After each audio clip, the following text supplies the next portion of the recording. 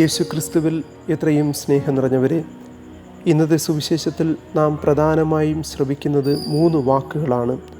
1 സ്നേഹം, 2 കൽപ്പന, 3 സന്തോഷം. വിശുദ്ധ അഗസ്റ്റിൻ ത്രിത്വൈക ദൈവത്തെ നിർവചിക്കുന്നത് സ്നേഹമെന്നാണ്. കാരണം ത്രിത്വൈകത്തിലെ 3 ആളുകളും സ്നേഹമാണ്. പിതാവായ ദൈവം സ്നേഹിക്കുന്നയാൾ, പുത്രനായ ദൈവം സ്നേഹിക്കപ്പെടുന്നയാൾ, പരിശുദ്ധാത്മാവായ ദൈവം സ്നേഹം.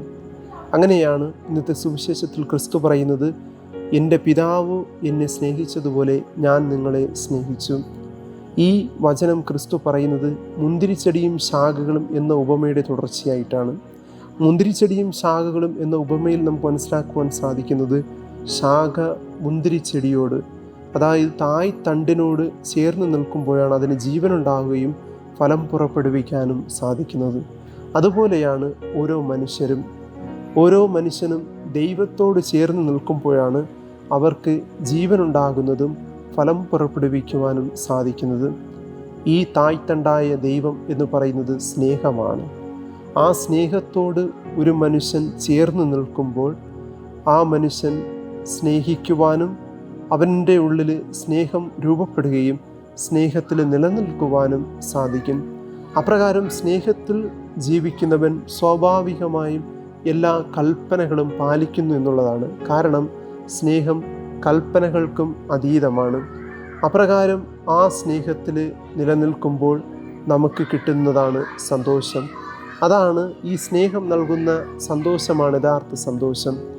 ഈ ലോകവും ലോകവസ്തുക്കളും നൽകുന്നതല്ല യഥാർത്ഥ സന്തോഷം. അവയൊക്കെ നശ്വരമാണ്. എന്നാൽ അനശ്വരമായ സന്തോഷം നമുക്ക് ലഭിക്കുന്നത് തായ്തണ്ടായ ദൈവത്തോട് ചേർന്ന് നിൽക്കുമ്പോഴാണ്. അതായത് സ്നേഹമായ ദൈവത്തോട് നാം ചേർന്ന് നിൽക്കുമ്പോൾ നമുക്ക് സ്നേഹിക്കുവാൻ സാധിക്കും, ഫലം പുറപ്പെടുവിക്കാൻ സാധിക്കും. അപ്പോൾ നമ്മുടെ ജീവിതത്തിൽ യഥാർത്ഥ സന്തോഷം അനുഭവിച്ചറിയുവാൻ സാധിക്കും. ആയതിനാൽ പ്രിയമുള്ളവരെ, ഇന്നത്തെ ഈ ബലിയിൽ പങ്കെടുത്ത് ഈ വചനഭാഗം ധ്യാനിക്കുമ്പോൾ നമുക്കും സ്നേഹം തന്നെയായ ദൈവത്തോട് ചേർന്ന് നിന്നുകൊണ്ട് ആ ദൈവത്തിൻ്റെ സ്നേഹം സ്വീകരിച്ചുകൊണ്ട് ആ സ്നേഹം മറ്റുള്ളവർക്ക് പങ്കുവെച്ചുകൊണ്ട് ആ സ്നേഹത്തിലൂടെ നന്മയുടെ ഫലങ്ങൾ പുറപ്പെടുവിച്ച് സന്തോഷമുള്ള മനുഷ്യരായി ഈ ഭൂമിയിൽ ജീവിക്കാൻ ശ്രമിക്കാം. അതിനുള്ള അനുഗ്രഹത്തിനായിട്ട് നമുക്ക് പ്രാർത്ഥിക്കുകയും ചെയ്യാം.